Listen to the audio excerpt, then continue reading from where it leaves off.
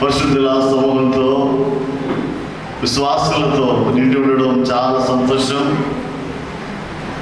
గమనించండి, నేడు దినాన తండ్రి అయిన దేవుడు ఆయన యొక్క కుమారుడైన యేసు క్రీస్తు యొక్క సహవాసంలోకి మన అందరినీ కూడా పిలుచుకున్నందుకు దేవునికి సదా మనందరం కూడా రుణస్థులమై ఉంటున్నామన్న సంగతి మీరు ఎన్నడూ మర్చిపోకూడదు. విశ్వాస గృహ మందిర 12వ వార్షికోత్సవానికి 12వ మన భాషలో చెప్పాలంటే పుట్టినరోజు పని మీ అందరూ మనసులు ఇక్కడ ఉండాలా. మీ ముఖాలు చూసేటప్పుడు నాకు అర్థమవుతుంది మీరు ఇక్కడ ఆలకిస్తున్నారా లేదా. మరి విశ్వాస గృహ యూత్ అంతా బయట ఉన్నటువంటి వాళ్ళు యవనస్తులు అందరూ లోపలికి కూర్చోవాలా.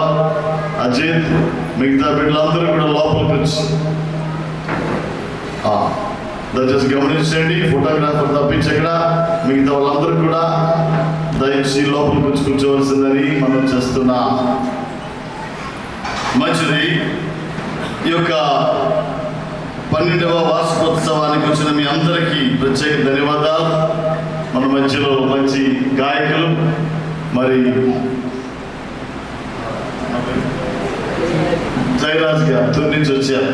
ఆయన మరి ప్రత్యేక సువార్త గాయకులు మోజస్ గారు కాళహస్తి నుంచి వచ్చారు. ఆయన అదే రీతిగా మరి వచ్చిన బృందమంతా మంచి వాయిద్య సహకారాన్ని అందిస్తున్నటువంటి శామ్యుల్ బ్రదర్, చందు, మిగతా టీం అందరికి కూడా ప్రత్యేక ధన్యవాదాలు. కుంచంగ నుంచి వచ్చిన బిడ్డలందరూ వారికి కూడా ప్రత్యేక ధన్యవాదాలు తెలియజేస్తున్నా.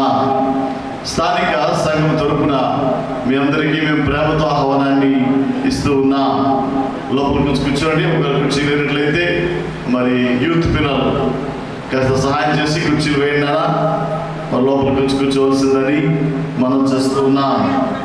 విశాఖపట్నం నుంచి వచ్చినటువంటి స్థానిక సంఘం క్రైస్ట్ గాస్పెల్ చర్చ్ సంఘ కాపరి మరి జానయ్య గారు, అదే రీతిగా సంఘం అందరికీ కూడా ప్రత్యేక ధన్యవాదాలు. నర్సీపట్నం వచ్చినటువంటి స్వార్థమ్మ గారు, ఆమె కూడా ప్రత్యేక ధన్యవాదాలు తెలియజేస్తున్నా. అసలు మంచిది. ప్రభునందు ప్రియా దేవుని బిడ్డలారా, మరి కాసేపు ఉదయం అంతా ప్రతికూల వాతావరణం, వర్షం, భయంకరమైనటువంటి స్థితిలో ఉన్నప్పటికీ కూడా దేవుడు మనల్ని కూడా ప్రేమించి ఇక్కడ తీసుకుని వచ్చారు. లోపల ఉన్నా కనుక మీరు ఏది కూడా ఆలోచించకండి. అయ్యో ఇంటికి వెళ్ళాలా, భోజనం చేయడానికి మంచి భోజన ఏర్పాట్లు చేశాం కనుక ఆత్మీయ ఆహారం మీరందరూ కూడా తీసుకోవలసిందిగా ప్రేమతో మీకు మనం చేస్తూ ఉన్నా. సరే, మరి సమయంలో గమనించండి, ఈ యొక్క మందిర నిర్మాణ విషయంలో దేవుడు చెప్పిన కృపను చెప్తూ వాక్యంలోకి మనం వెళ్దాం. మరి 2013 సంవత్సరం అక్టోబర్ నెల 13వ తారీఖున ఈ మందిర ప్రతిష్ట జరిగింది. అంతకు ముందుగా 2 సంవత్సరాలు ఈ మందిరాన్ని నిర్మించడం జరిగింది. దేవుడు తన కృప చేత మరి ఆయన యొక్క కృప ఈ 12 సంవత్సరాలు కూడా మరి మా ఎడల, మనందరి ఎడల ఉంచినందుకు దేవునికి సదా రుణస్థలమై ఉంటూ ఉన్నాం. గమనించండి, చాలా మంది అనుకున్నట్టుగా ఇది మా సొంతూరు కాదు. చాలా మంది ఏమనుకుంటామంటే మరి సొంత ఊరిలో లేకపోతే అమ్మమ్మ ఊరో నాన్నమ్మ ఊరో జనరల్గా వెళ్తుంటాం. కానీ ఇక్కడికి వచ్చిన మేము దేవుడు అద్భుత రీతిలో ఏదైనా సంఘాన్ని, మందిరాన్ని నిర్మింప చేయాలంటే ఆయన యొక్క ప్రణాళిక, ఆయన యొక్క పనులు అద్భుతంగా ఉంటాయి. గమనించండి. కనుక దేవుడు ఎంతైనా నమ్మదగిన వాడు. గమనించినట్లయితే దేవుడు తన యొక్క కృప చేత మరి బయట వర్షం వస్తుంది రానియండి, మీరు లోపల ఉన్నాం కదా, మనం అటు ఇటు కూడా మరి ఎవరు కూడా చూడదు. దాని పని దాని చేస్తుంది, మన పని మనం చేద్దాం. సరే, మంచిది. కనుక ఈ యొక్క 2025 సంవత్సరం ఈ కార్యక్రమం అంతట్లో కూడా దేవుడు అనేక రీతుల మనల్ని ముందుకు తీసుకుని వెళ్ళి నడిపించిన కృపను జ్ఞాపకం చేసుకుందాం. మనం అందరం ఈ మందిరాన్ని ఇక్కడ నిర్మించడంలో దేవునికి ప్రత్యేకమైన ఉద్దేశం ఉంది. ఒక ముసలామె, వృద్ధురాలు, స్వార్థమ్మ మరి ఎన్ఎస్సీ దగ్గరికి వచ్చినటువంటి దినాల్లో కాలంలో సుమారుగా 30 సంవత్సరాలు ఆమె ద్వారా నేను ఇక్కడ రావడం జరిగింది. దేవుడు ఇక్కడ ఈ మందిరాన్ని నిర్మించడం జరిగింది. ఇంతకు ముందుగా మరి 10 సంవత్సరాలు సుమారుగా ఆ కాలనీలో, ఎస్సీ కాలనీలో మరి ఆ యొక్క మందిర పరిచర్యని దేవుడు నడిపించాడు. ఆ తర్వాత మరి దేవుడు తన కృప చేత ఇక్కడ తీసుకురావడం జరిగింది. దీనంతట్లో కూడా మరి మా కుటుంబం తరపున మా నాన్నగారు అదే గారు, అదే రీతిగా మా అమ్మ రత్నకుమారమ్మ, మిగతా బిడ్డలందరూ కూడా మా కుటుంబం అంతా ఇందులో మరి సహాయపడడానికి మరి సహకారం అందించడానికి దేవుడు సహాయం చేశాడు. కాబట్టి ఈరోజు మరి వారు మామ చూడడం కూడా చాలా సంతోషం. అసలు వారి వేళ రారని అనుకున్నా. ఉదయం బయలుదేరి వచ్చినప్పుడు మరి మా అమ్మ చూసినట్లయితే మీకు తెలుసు, లాస్ట్ టైం మరి ఆ యొక్క కాళ్ళు చేతులు మరి తన పరిస్థితుల్లో బాగలేనప్పుడు పారాలిటిక్ స్ట్రోక్ నుంచి మంచానికే పరిమితం అయ్యాల్సిన ఆమె ఈవేళ ఇంత దూరం దేవుడు తీసుకుని వచ్చి ఉదయాన్నే బయలుదేరి రావాలి. ఆమె మరి సారీ కట్టుకోవడం కూడా కష్టమే, కట్టుకుంటూ నడుస్తూ హాల్లోకి వస్తుంది అంతే. అటువంటి ఆమెని సుమారు 50 కిలోమీటర్లు రమ్మని నేను చెప్పినప్పుడు విశ్వాసంతో బయలుదేరింది. కానీ సాతానుగా ఏం చేస్తారంటే మన పక్కనే అవిశ్వాసం పరిస్థితి బయలుదేరి చీరంతా కూడా కట్టి మరి డిపోమా తయారు చేసి పంపించినప్పటికీ వాష్రూమ్కి వెళ్ళినప్పటికీ లోపల పడిపోయింది కళ్ళు తిరిగి. బయలువల్ల దెబ్బ తగిలి ఈ ప్రోగ్రామ్ అంతా క్యాన్సల్. బయలుదేరేటప్పటికి నాకు ఫోన్ వచ్చింది అమ్మగారి దగ్గరికి, పడిపోయిందంటే అమ్మగారు పరిస్థితి బాగాలేదు. నేను అంటే మాట్లాడి సరే ఏదేమైనా మాట్లాడుతూ ఉన్నప్పుడు బాగా తలకి గాయమైంది, అయినప్పటికీ కూడా మాట్లాడుతున్నప్పుడు కూడా చెప్పాను, మీరు మాట్లాడుతున్నారు కాబట్టి దేవుడు సహాయం చేశారు. 2 వచ్చి కారు బయట ఆగింది. బయలుదేరి ప్రయాణం చేసి 60 కిలోమీటర్లు మా నాన్నగారు ఇద్దరు బయలుదేరి రావడం జరిగింది. దేవుడు మీకు తప్పనిసరిగా మరి అటువంటి విషయంలో అటువంటి పరిస్థితిలో కూడా వచ్చిందా. ఎన్ని కిలోమీటర్లు? 60 కిలోమీటర్లు ప్రయాణం చేసి 75 సంవత్సరాల వయసు, కాళ్ళు చేతులు పనిచేయలేదు సరిగా. అయినప్పటికీ కూడా లోపలే ఉంది ఆశ. దేవుని వాక్యం ఏం చెప్తుందో తెలుసా? ఆశ కలిగిన ప్రాణాన్ని తృప్తిపరిచే దేవుడు కదా. దేవునికి స్తోత్రం. కనుక ఈరోజు ఉదయకాలాన మరి సంఘం గురించినటువంటి విషయాలు, దేవుడి ఏర్పాటులో ఉన్న మనం జాగ్రత్త వినాలి. ఈ భూ ప్రపంచంలో, ఈ భూమి మీద చాలాసార్లు మీకు చెప్పాను, దేవుడి చేత, దేవుని వలన ఏర్పాటు చేయబడిన వ్యవస్థలు 3 మీ అందరికీ తెలుసు. అందులో మొట్టమొదటి వ్యవస్థ కుటుంబ వ్యవస్థ, ఫ్యామిలీ ఇన్స్టిట్యూషన్ అంట. రెండవ వ్యవస్థ చూసినట్లయితే మరి గమనించండి, మానవ ప్రభుత్వ వ్యవస్థ, హ్యూమన్ గవర్నమెంట్. దీనికి బేసిస్ ఆధారం ఏదైనా ఉందంటే బైబిల్లో మొట్టమొదటి అధ్యాయం గమనించండి. మొదటి పుస్తకంలోనే దేవుడు ఆదాముని హవ్వని తయారు చేసిన తర్వాత కుటుంబాన్ని ఏర్పాటు చేస్తే ఆ కుటుంబ వ్యవస్థ 3వ అధ్యాయం వచ్చినప్పటికీ అదేమైందంటే మానవ బలహీనతల కారణంగా అది కుటుంబంలో మరి మర్డర్ జరిగి లేక హత్య జరిగి ఆ కుటుంబ వ్యవస్థ చిన్నాభిన్నం అయిపోయింది. మొట్టమొదటి కుమారుడు కయీన్ నరహత్యతో ఆ కుటుంబాన్ని కూల్చగా దేవుడు మరలా ఏం చేశాడంటే మానవ ప్రభుత్వ వ్యవస్థగా దేవుడు ఏం చేశాడంటే మరలా మరి నోవహు ద్వారా హ్యూమన్ గవర్నమెంట్ దేవుడు స్టార్ట్ చేశాడు. అది మరలా ఎక్కువ కాలం నిలబడలేదు. 11వ అధ్యాయం వచ్చినప్పటికీ నిమ్రోద్ అనేటువంటి ఒక గొప్ప రాజు ఏం చేశాడంటే తన గర్వంతో, అవిధేయతతో ఏం చేశాడంటే దేవునికి విరుద్ధంగా నిలబడినప్పుడు బాబేల్ గోపురం దగ్గర అది కూడా కూలిపోయింది. అయితే 3వదిగా శాశ్వతమైనటువంటి కృప చేత దేవుడు ఒకే ఒక వ్యవస్థను ఏర్పాటు చేశాడు. అది ఆయన కుమారుడు యేసుక్రీస్తు ద్వారా భూమి మీద ఏర్పాటు చేయబడిన వ్యవస్థ పేరు దేవుని సంఘం. దేవునికి స్తోత్రం. సంఘ వ్యవస్థ.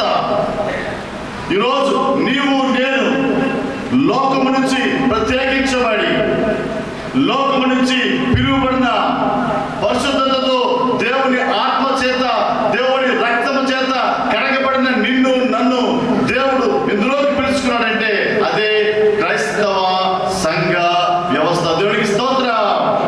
కుటుంబ వ్యవస్థ కూలిపోయింది, మానవ ప్రభుత్వాన్ని కూలిపోయిన దేవుని సంఘం నేటికి సజీవంగా ఉంది.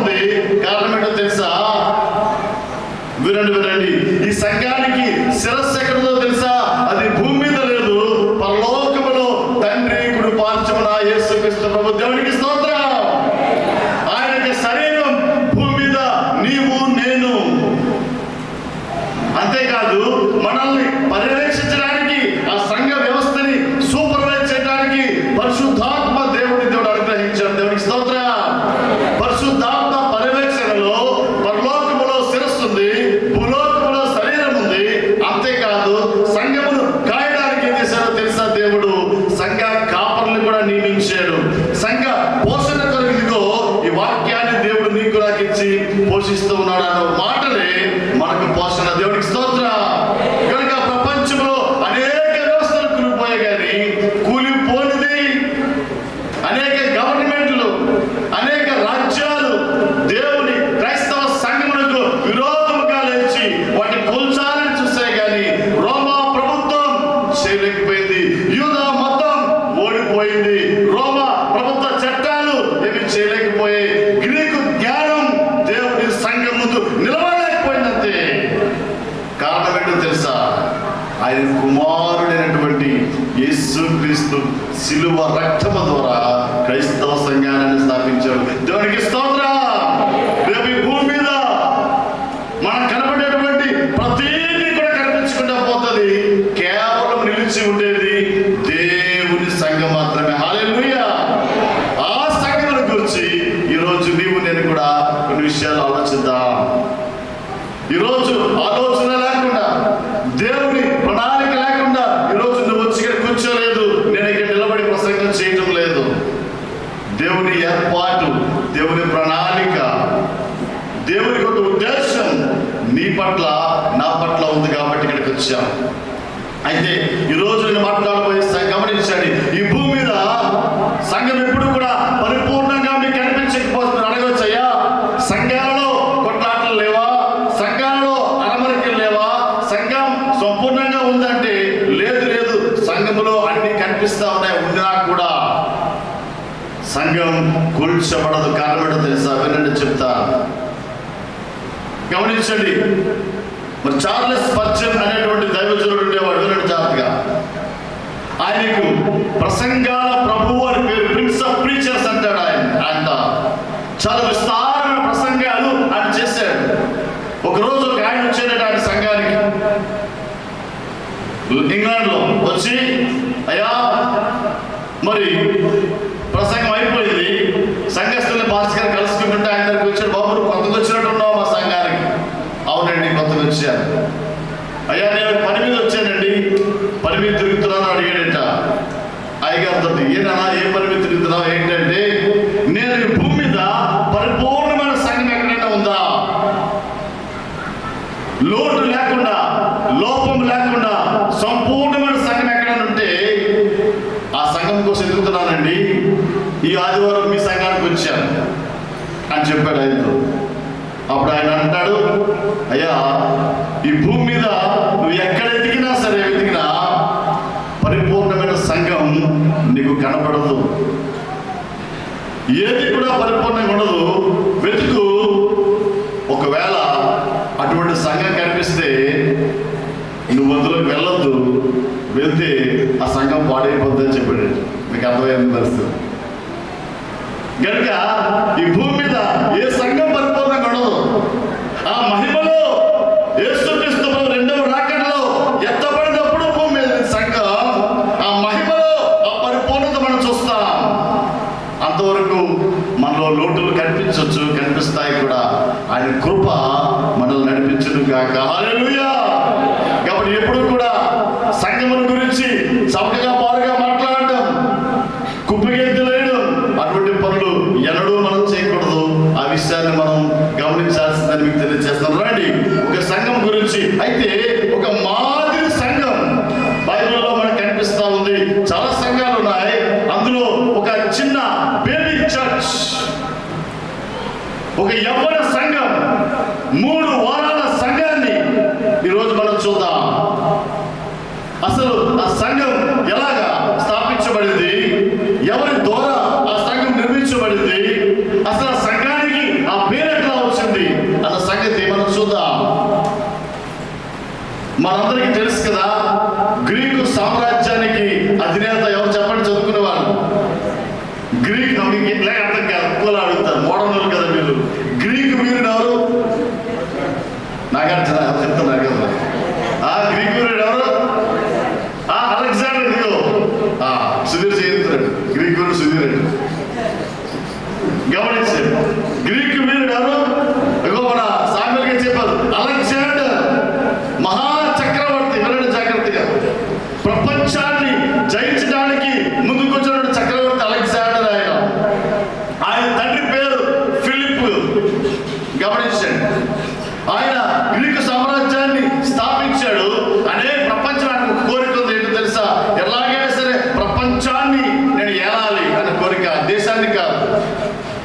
అయితే తనకున్నటువంటి చాలా పరాక్రమశాలినటువంటి కుమారుడు ఉన్నాడు అలెగ్జాండర్. చిన్న వయసులో ప్రపంచాన్ని జయించడానికి బయలుదేరాడు. ఈ ఫిలిప్ గారు అలెగ్జాండర్ నాన్నగారు అన్నాడు, నాన్న ఆ కొడుకుతో చెప్తున్నాడు, ఎన్ని యుద్ధాలు చేశాడురా, అనేక రాజ్యాలను జయించగలిగాను కానీ ఒక్క రాజ్యాన్ని నేను పట్టుకోలేకపోయాను, ఒక రాజ్యాన్ని నేను జయించలేకపోయాను. ఎందుకంటే అది సముద్ర తీరాన ఉంది, దాన్ని నేను జయించలేకపోయినా, దాన్ని జయిస్తే నువ్వు చాలా గొప్పవాడివే అని చెప్పి ఆయన చనిపోయాడు. ఆ తర్వాత ఆ యొక్క పరిస్థితులు లేదని ఆయనకు ఒక ఆశ ఉంది, ఇంకా అప్పుడు చనిపోలేదు ఆయన. అలాంటి సమయంలో ఆయన చాలా విసిరాడు. ఫిలిప్ గారు ఎవరంటే, నా దేశంలో ఉన్నటువంటి ఎవరైనా సరే ఒక ఊరు చూపిస్తాడు, ఆ ఊరు దగ్గరికి వెళ్ళి ఆ దేశాన్ని జయించగలిగితే రాజ్యంలో సగం మీకు ఇచ్చేస్తాను.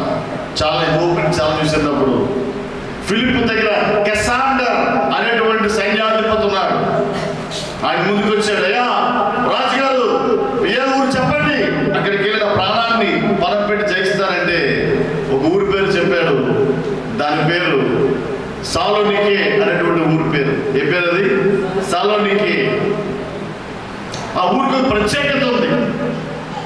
వైట్ క్యాసిల్, తెల్ల కోట. అక్కడ అసలు ఎవరు కూడా దాన్ని జయించలేరు. సముద్ర వ్యాపార పట్టణం ముంబై. మన దినాల్లో చూస్తే ఎంత డెవలప్మెంట్, ఆ దినాల్లో అంత పట్టణం. రోమా ఆర్మీ ఉండేది అక్కడ. ఆ తర్వాత బాగా చదువుకున్న యూదులు ఉండేవారు. ఆ తర్వాత మరి యూదులు, గ్రీకులు, బాగా చదువుకున్న గ్రీకులు ఉండేవారు. మతాచారాలతో యూదులు కూడా కొంతమంది ఉండేవారు. అక్కడ ఒక మంచి సమాజ మందిరం ఉంది. మీకు విచిత్రం తెలుసా, గ్రీకులో ఒలింపిక్స్ జరిగినప్పుడు అక్కడ ఉన్నటువంటి ఆ సమాజ మందిరం చాలా ఓల్డ్ మందిరం. జపాన్లో అక్కడ రోడ్లు వేస్తున్నప్పుడు సమాజ మందిరం అంటే యూదులు మనలాగా వచ్చి ఆరాధన చేసుకునే ప్రార్థన స్థలం. చాలా 2000 సంవత్సరాల సుమారుగా పాతది కాబట్టి రోడ్డుకి మధ్యగా అడ్డొస్తే దాన్ని కొడడానికి ఇష్టం లేక జపాన్ టెక్నాలజీని పిలిపించి వాళ్ళు ఏం చేశారు తెలుసా, లోపల కిందకి తవ్వి ఆ పునాది కింద చక్రాలు పెట్టి ఆ శనగు ఆ సమాజ మందిరాన్ని అలాగే పక్కకి జరిపారండి. అంత ఫేమస్. ఆ ఊరు పేరు సలోనికా.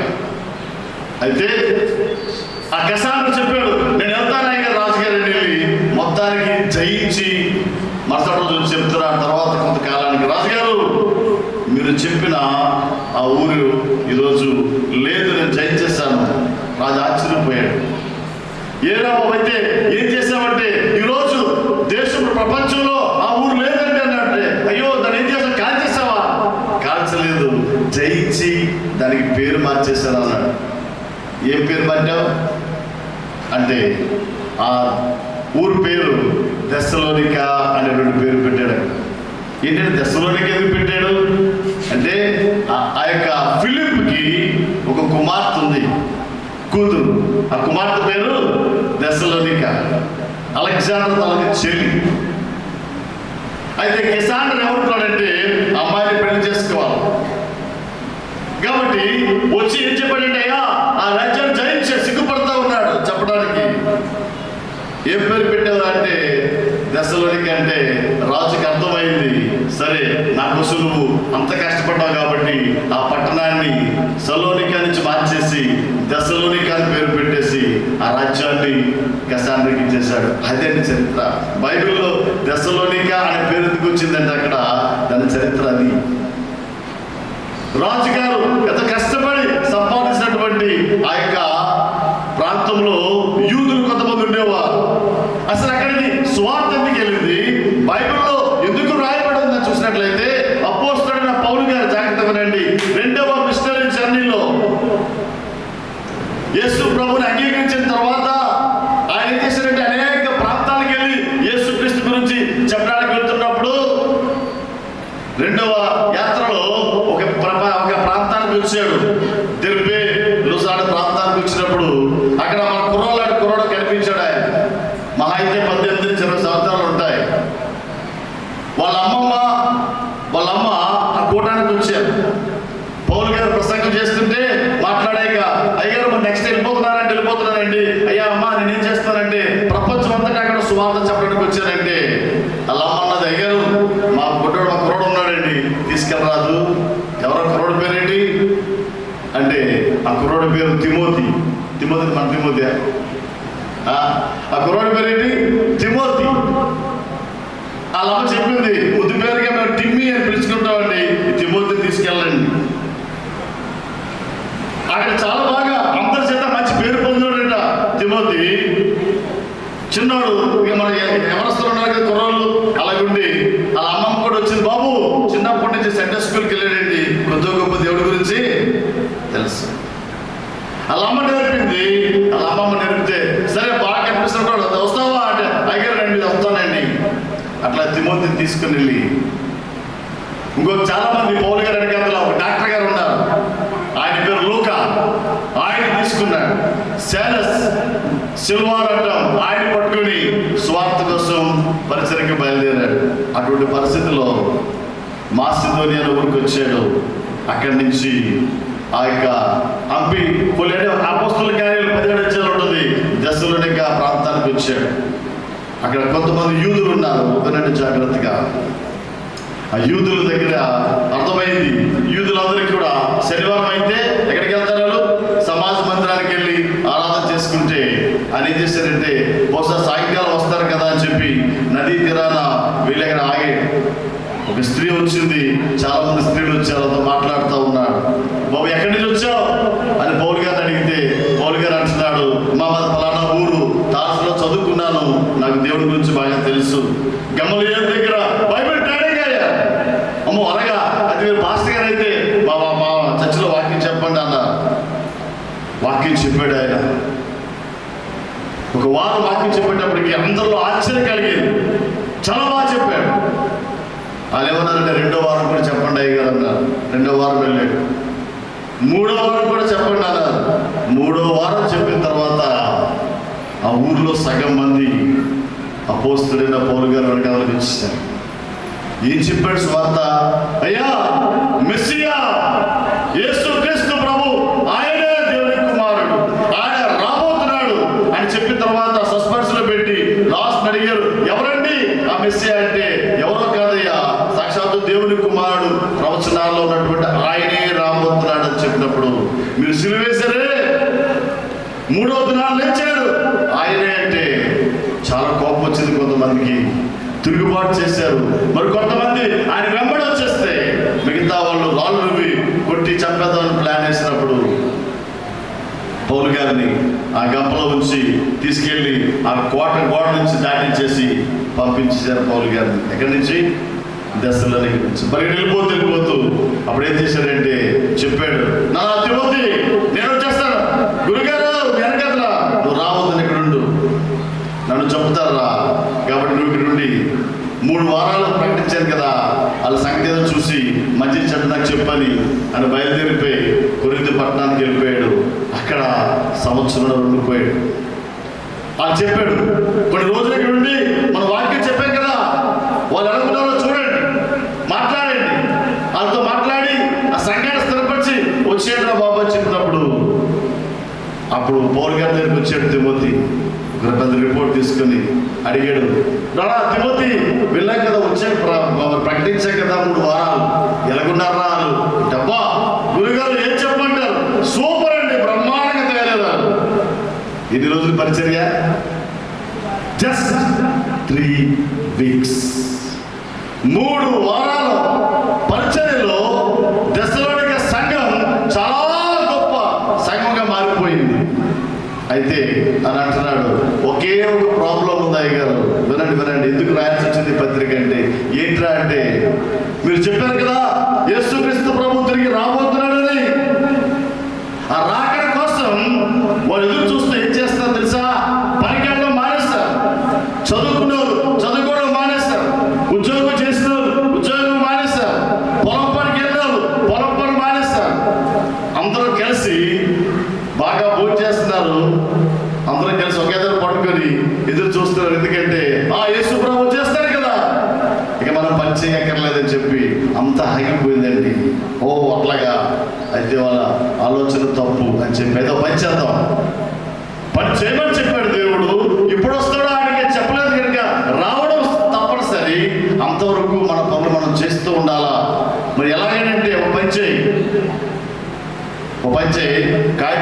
తీసుకురా, ఒక ఉత్తరం రాస్తాను నేను, నువ్వు ఆ ఉత్తరాన్ని తీసుకెళ్ళి వాళ్ళకి ఇచ్చేసి వాళ్ళకి చదవరా అని చెప్పాడు. ఎవరికి?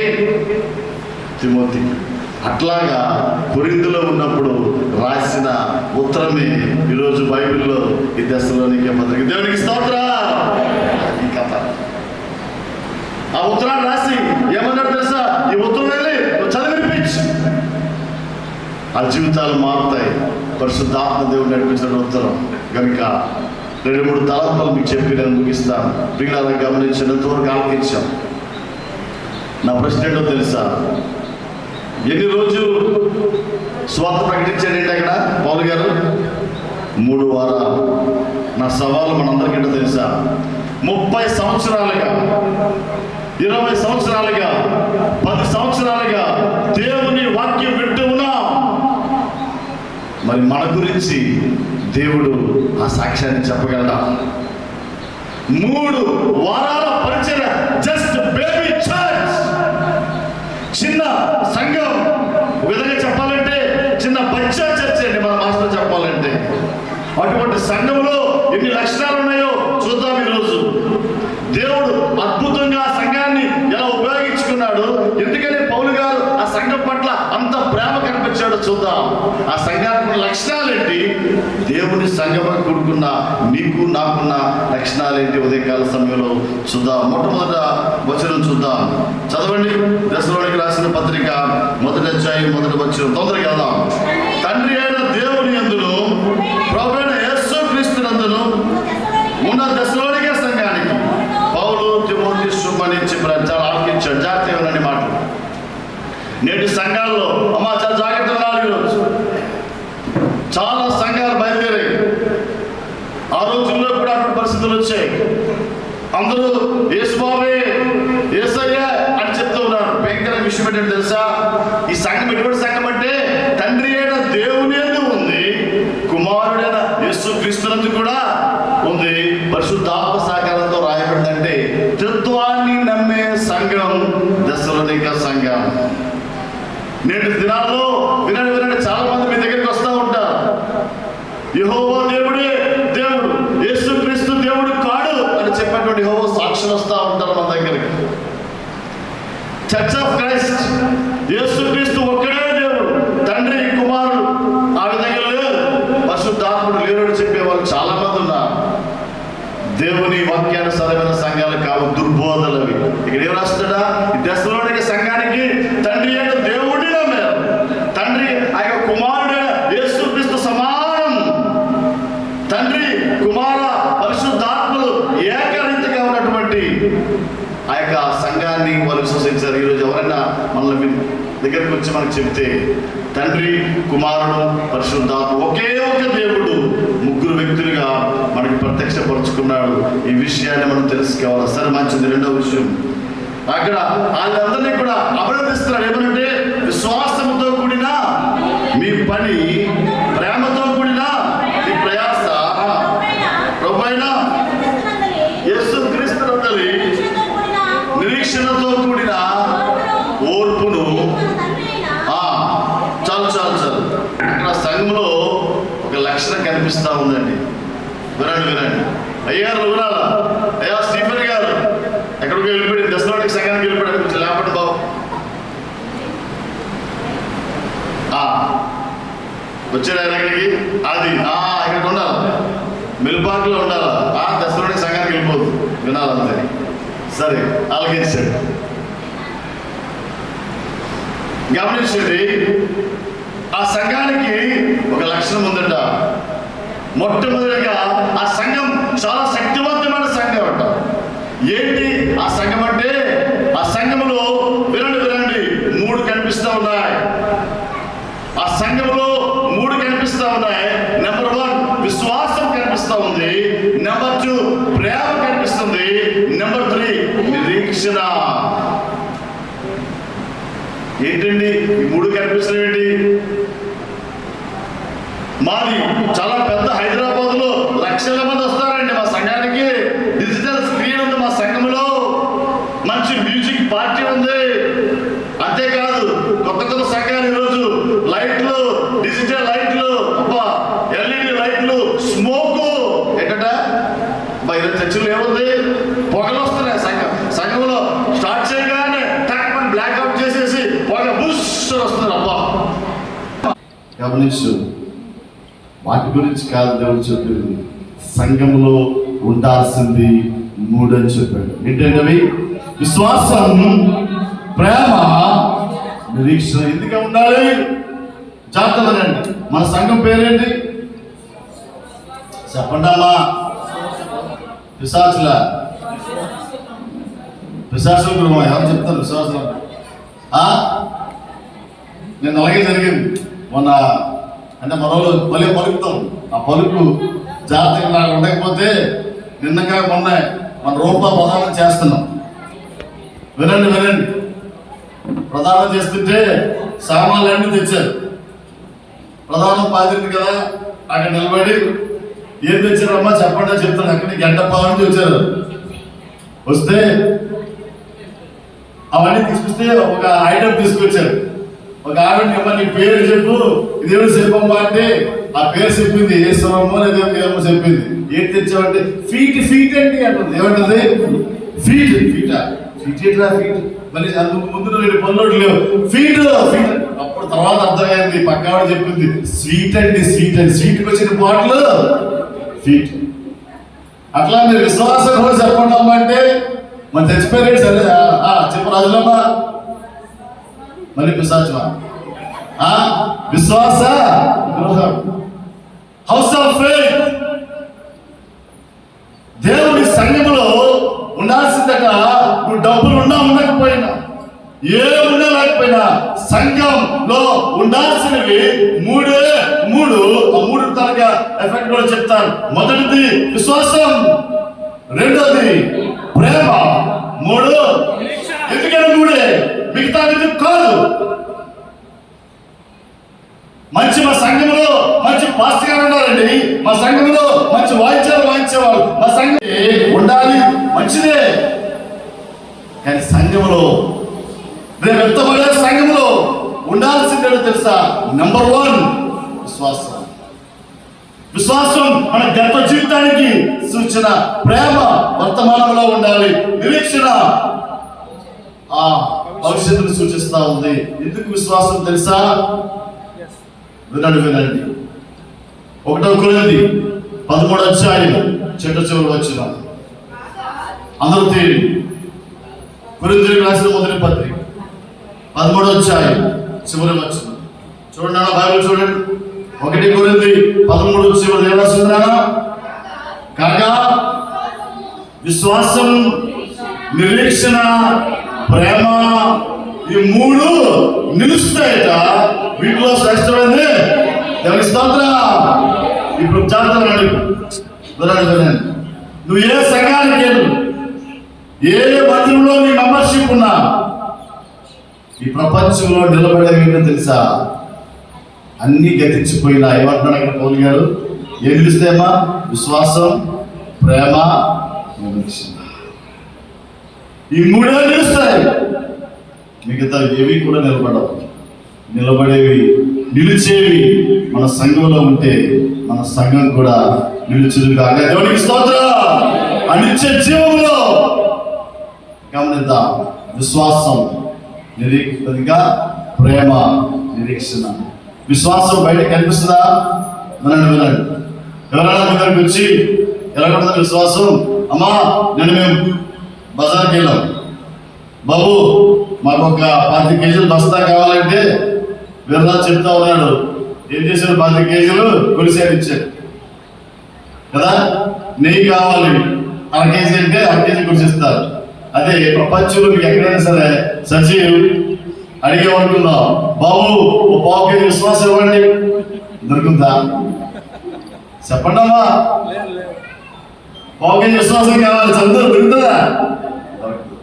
ఏంటి జయరాజ్ గారు మీ ఊరు తుమ్ములు దొరుకుతుందా? దొరుకుతా? ఏమో మా ఊరిలో దొరుకుతుందా జ్యోతి? నేషనల్ ప్యూరిటీ కదా ఉందా? లేదే. సుబ్రశ్రీ మీ ఊర్లో దొరుకుతుందా? అనురాధ విశ్వాసం కేజీ కావాలా? చెప్పగలవా? దొరకదు. విశ్వాసం నీ కంటికి కనిపించదు. కొన్నిసారి విశ్వాసం దొరకదండి.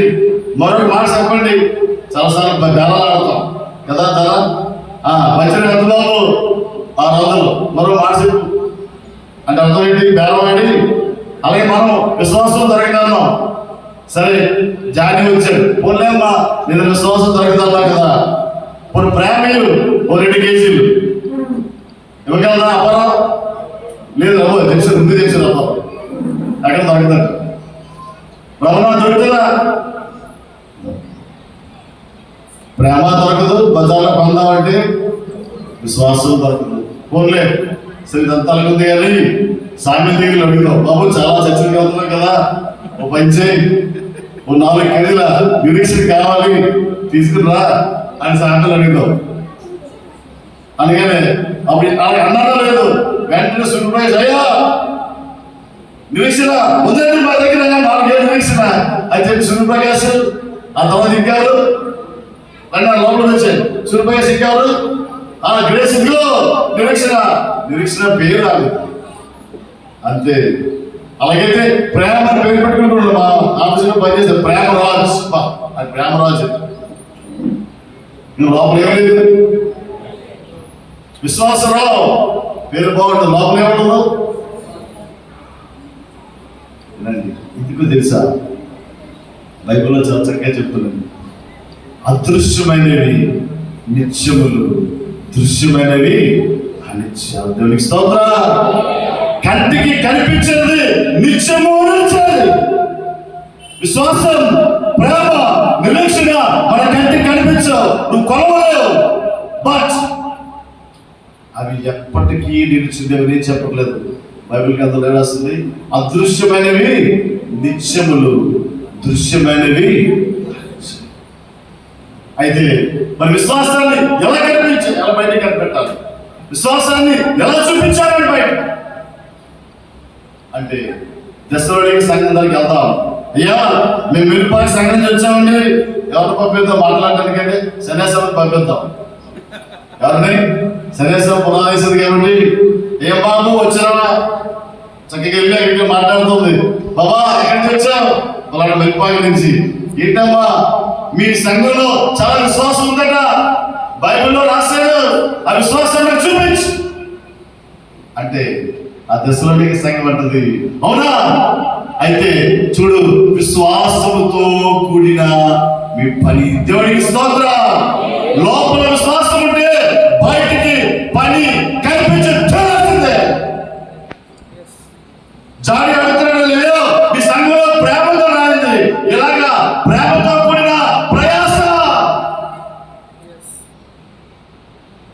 సామెలు అడుగుతాడు, నిరీక్షణ ఎక్కడ చూసినా కనిపించలేదు, నీ సంఘంలో ఉందట. ఏంటి? నిరీక్షణతో కూడిన ఓర్పు. నీలో నాలో ఉన్న ఓర్పు నిరీక్షణను చూపిస్తుంది. నీలో నాలో కష్టపడి పనిచేసే ప్రయాస ప్రేమను చూపించాలి.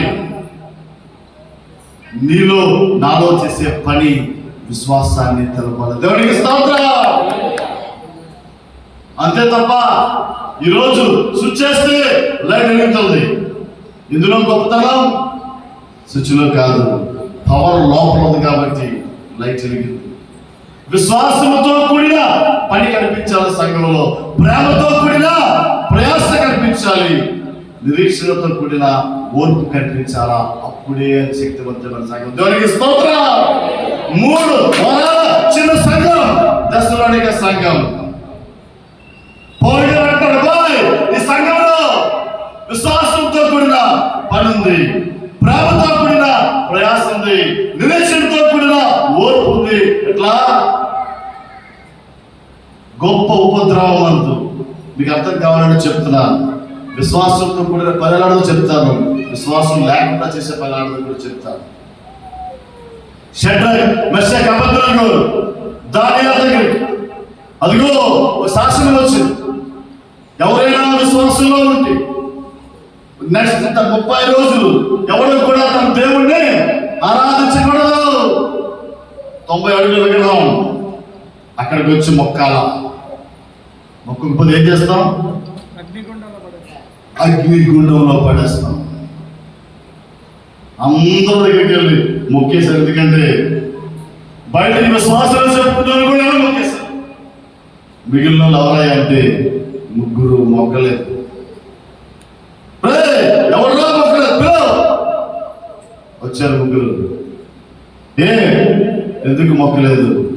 నాలో విశ్వాసం ఉంది. ఎట్లాగా చూపించండి విశ్వాసం. నేను మొక్కనయ్యా, నా విశ్వాసం లోపల. అగ్నిగుండాన్ని 7 అడుగులు చేయండి. చేసుకున్నా సరే అప్పుడు అంటున్నారు, అంతవరకు రాజా అని మాట్లాడిన శద్రక్ మెషక్ అబేద్నెగో వినండి. పరిశుద్ధాత్మ దేవుడు నెబుకద్నెజరు అంత ధైర్యం అండి. ఒక రాజుని మిస్టర్ అని కూడా అనకుండా నెబుకద్నెజరు మనం వెళ్ళి మోడీ గారి దగ్గరికి వెళ్ళి, అంత మోడీ గారి దగ్గరికి వెళ్ళి సీఎం చంద్రబాబు నాయుడు దగ్గరికి వెళ్ళి ముందే అక్కడ కనిపిస్తుంటే ఇలాగ దండాలు పెట్టుకుని ముందుకు వెళ్ళిపోతాం.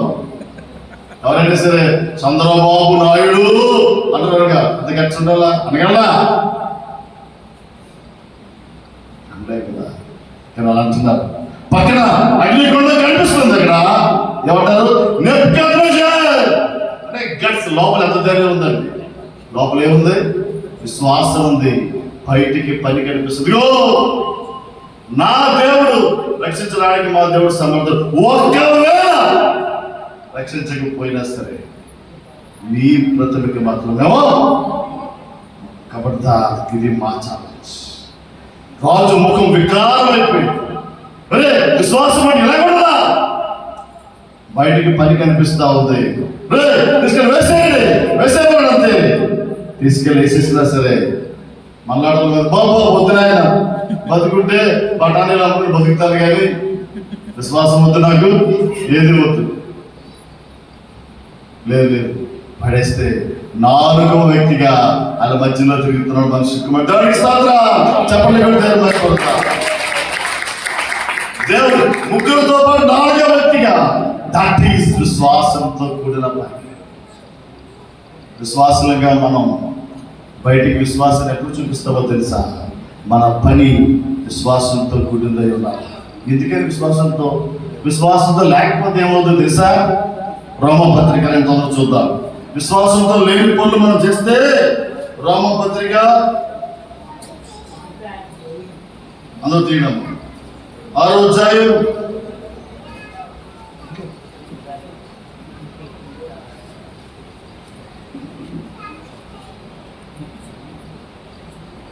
1 నిమిషం.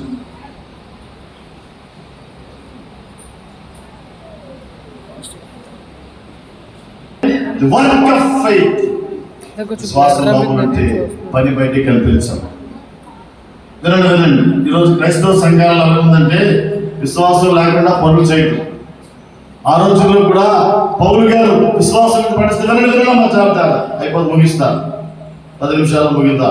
విశ్వాసం లేకుండా ఒక పాస్టర్ గారి పిల్లలు అంటే ఆ రోజు యాజకుడి పిల్లలు ఏమంటారంటే, పౌలు అంటాడు విశ్వాసంతో దయ్యాలు వరకుంటూ నీళ్ళు చేశారు, చూసి కాపీ క్యాట్ కొట్టి వీళ్ళు కూడా ఏమంటారు, దైవాలు పోగా. ఆ యొక్క స్కావర్ అనేటువంటి యాజకుడి పిల్లల మీదకి దయ్యం మాట్లాడుతుంటారు కదా, యేసుక్రీస్తు ఎవరో తెలుసు నాకు, పౌలెవరో మీరెవరా, లోపల ఏమీ లేదు, బయట మాత్రం పని చేసింటాడు. చెప్పడానికి చాలాసార్లు మీకు ఒకసారి ఒక అయ్యగారు వాక్యం చెప్తున్నాడంటే ఎలా లోపల చెప్తూ మధ్యలో భుజంగా రాస్తున్నట్లుగా ఆయనకు అలవాటు కాసేపు వాక్యం చెప్పడం, ఇలా భుజంగా రాస్తున్నారు. అసలే పెద్ద పురుషులు కనిపెట్టకపోయినా స్త్రీలు బాగా అబ్జర్వ్ చేస్తూ ఉంటారు, ఏం వీక్నెస్ అని. అయిపోయింది ప్రసంగం అయిపోయింది, అది భోజనాలు పెడుతున్నారు. ఆయన అడిగారు, అయ్యారు ఏంటి మీరు వాక్యం బాగా చెప్పారు, కాకపోతే మధ్యలో భుజంగా రాస్తున్నారు అని అడుగుదాం అనుకున్నారు. కానీ ఆ వారం కొంచెం కొత్త అయింది కదా, సిగ్గేసి అడగలేదు. ఆ నెక్స్ట్ వీక్ ఇంకో కుర్రోడు వచ్చారు వాక్యం చెప్పడానికి. గురువుగారు పంపించారమ్మా వాక్యం చెప్పడానికి, నేను వచ్చాను. సరే ఈ కుర్రోడు వాక్యం భలే చెప్తున్నాడు, మధ్యలో ఏం చేస్తాడు, నేను కూడా ఇలా భుజంగా రాస్తున్నాడు. అయ్యగారు గురువుగారు ఎగరాస్తున్నాడు, శిష్యుడు కూడా ఎగరాస్తున్నాడు. ఏంటి సంగతి లోపల తేల్చేద్దాం అని చెప్పి మా సంఘస్థం లాంటి స్త్రీలు భోజనం వడ్డిస్తూ, బాబు ఒక మాట అడిగిదాం అనుకుంటున్నాం, చాలా బాగా వాక్యం చెప్పాం, పోయిన వారు మీ గురుగారు వచ్చారు, వాక్యం చెప్పాడు, ఆయన భుజాగా వేస్తున్నాడు, నువ్వు భుజాగా వేస్తున్నావు, కారణం ఏంటి పరిస్థితి అని అడుగుదాం అనుకున్నారు. మళ్ళీ డౌట్ వచ్చింది, సరే మళ్ళీ అవకాశం ఇచ్చి సరే కరోనా అడగకూడదులే అడుగుదాం. కారణం వచ్చింది పక్క వద్దులే, నెక్స్ట్ టైం ఈసారి గురుగారు వస్తే ఆయన అడుగుదాం. మళ్ళీ మూడోసారి గురుగారు వచ్చారు. ఈసారి అయిపోగానే భోజనం పెట్టక ముందు అడుగుతారంట, అయ్యగారు మిమ్మల్ని ఒక మాట అడగాలి, మీరు భుజాగిరేస్తున్నారు, శిష్యుడు భుజాగిరేస్తారు, కారణం ఏంటంటే అమ్మ ఏం లేదు, అది మీకు నరాలు జబ్బా చెయ్యి గడియలు ఎగిస్తుంది అలాగంటే నరాలు జబ్బు కాదమ్మా. సేవకు రాకముందు నేను ఉద్యోగం చేసేవాడు. ఏ ఉద్యోగం చేసేవాడు? ఆర్టీసీ బస్సులో కండక్టర్కి చేసేవాడు.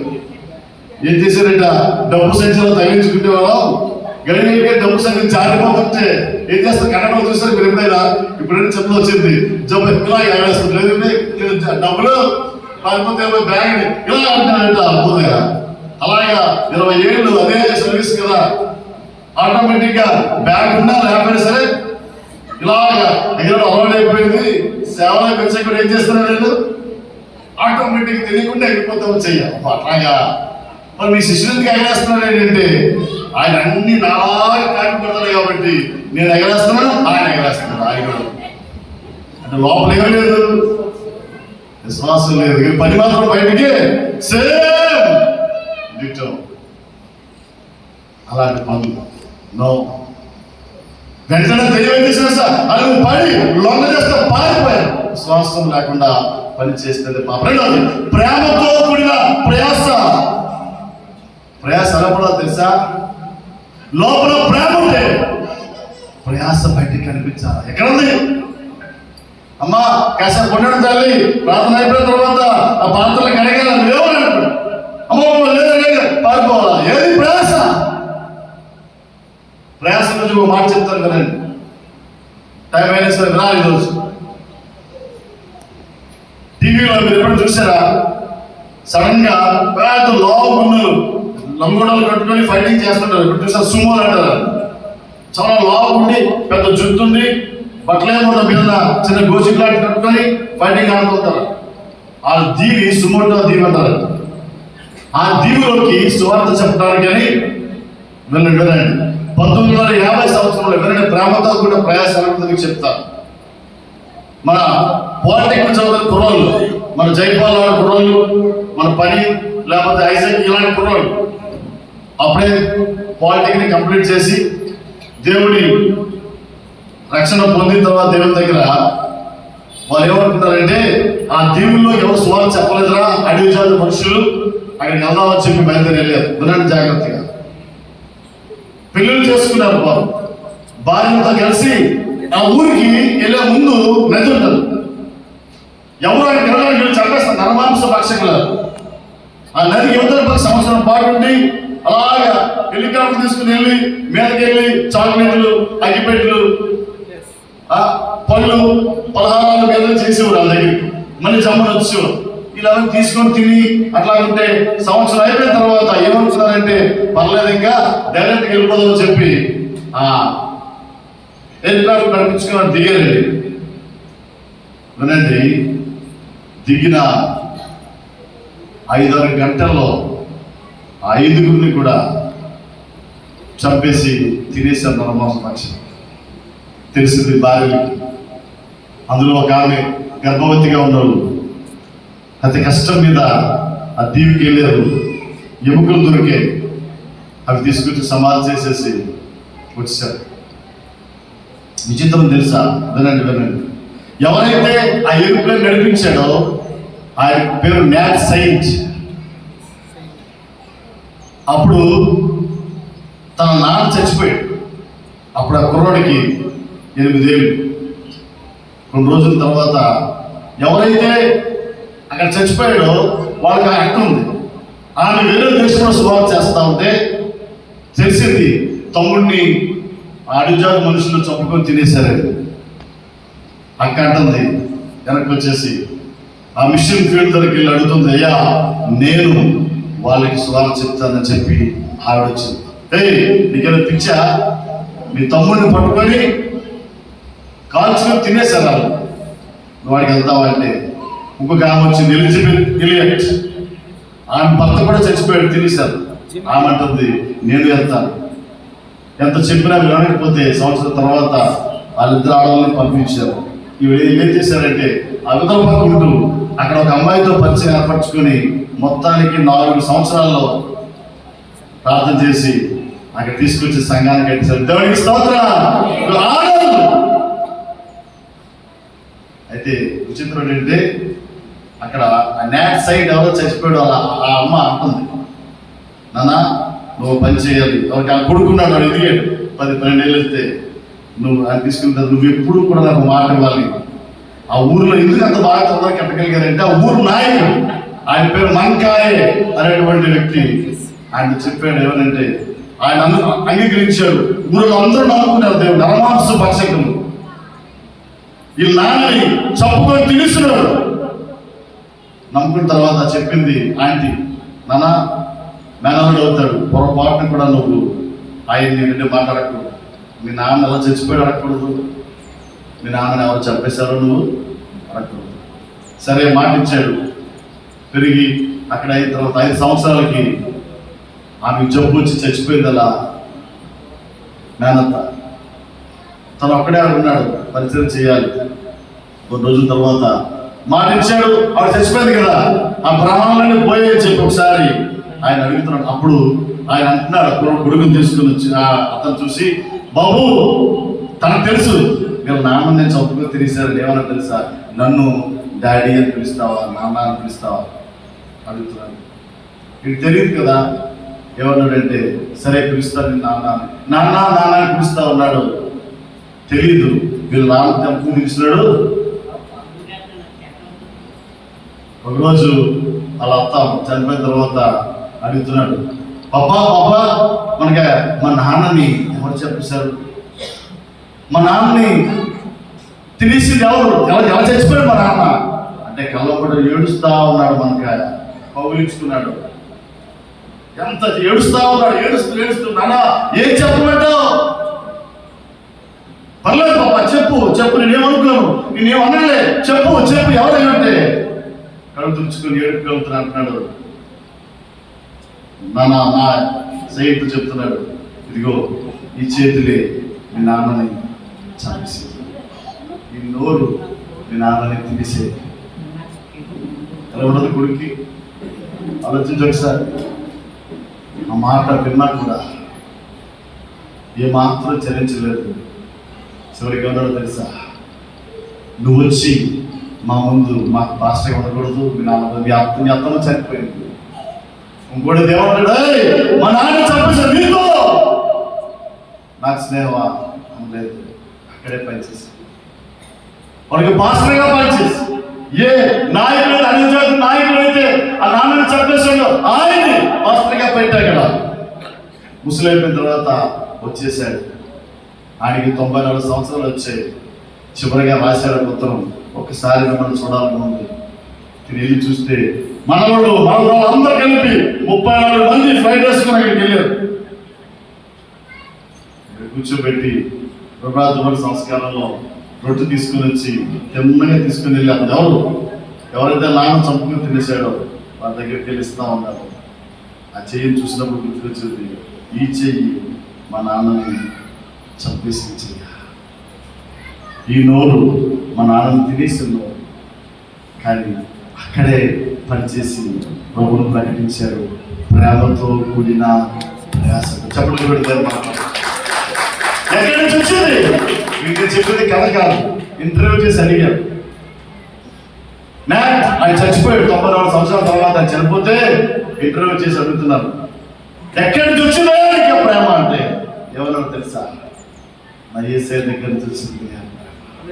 హల్లెలూయా. ప్రేమతో కూడిన ప్రయాస అది. మన లోపల ప్రేమ ఉంటే బయటికి కనిపించాలా? ప్రయాస లేకుండా ప్రేమ ఉండదు. చివరిగా మార్చి ముగిస్తారు. నిరీక్షణతో కూడిన ఈ 3 లేకపోతే సంఘ విశ్వాసిగా నీవు నేను కూడా చలామణి. అబ్రహాము జీవితంలో ఒకే వ్యక్తిలో రెండు చూపిస్తారు. దేవుడు చెప్పాడు ఎవరి జాతిగా 75 ఏళ్ళప్పుడు చెప్పాడు, ఇదిగో నీ కుమారుడు ఇస్తాను. ఎన్ని సంవత్సరాలు వెయిట్ చేయాల్సి వచ్చింది? 25 సంవత్సరాలు వెయిట్ చేస్తే 100వ సంవత్సరంలో కుమారుడు ఇచ్చాడు. వినండి, అదే అబ్రహాము నిరీక్షణతో చూసినందుకు ఇస్సాకు వస్తే నిరీక్షణ కోల్పోయి తొందరగా పడిపోయాడు. హాగరుతో జీవితంలో పొరపాటు చేసినందుకు ఎవరు వచ్చారు? ఇస్మాయిల్ వచ్చాడు. జాతర గమనించండి పిల్లరా, నిరీక్షణ నీలో ఉంటే ఓర్పు కనిపించాలి బయటికి. ఓర్పు లేకుండా నువ్వు నేను పనిచేయలేదు. 3 వారాల చిన్న సంఘం అండి. ఒక పక్క ఉపద్రవంలో చంపుకొని కొట్టుకొని తినేస్తున్నా సరే స్వార్థను అంగీకరించారు. వాళ్ళు బయటకు వెళ్ళి స్వార్థ ప్రకటించారు. విశ్వాసంతో కూడిన పని, ప్రేమతో కూడిన ప్రయాస, నిరీక్షణతో కూడిన ఓర్పు. ఈ మూడింటితో పాటుగా ఆ మిగతా 3 లేనప్పుడు మన జీవితంలో సరైన విశ్వాస జీవితం కాదు. ఆలోచించాలి, ప్రార్థించేద్దాం. తలవచ్చింది సమయం లేదు నాకు. ఇంకా రొట్టె బలలో ఉంది, బలలో పాల్గొంపులు తీసుకున్నాను కాబట్టి ప్రార్థించేద్దాం. ప్రభువా రైట్ లోపలికి వచ్చుకొచ్చాం, ప్రార్థన చేద్దాం. నాయనా, విశ్వాసంగా సంఘ సభ్యురాలిగా నాలో విశ్వాసం కనిపించట్లేదు బయటికి. విశ్వాసంతో కూడిన పని, ప్రేమతో కూడిన ప్రయాస. కష్టపడుతున్నామా దేవుడి కోసం? ఇష్టంగా చేయగలుగుతున్నామా దేవుడి కోసం?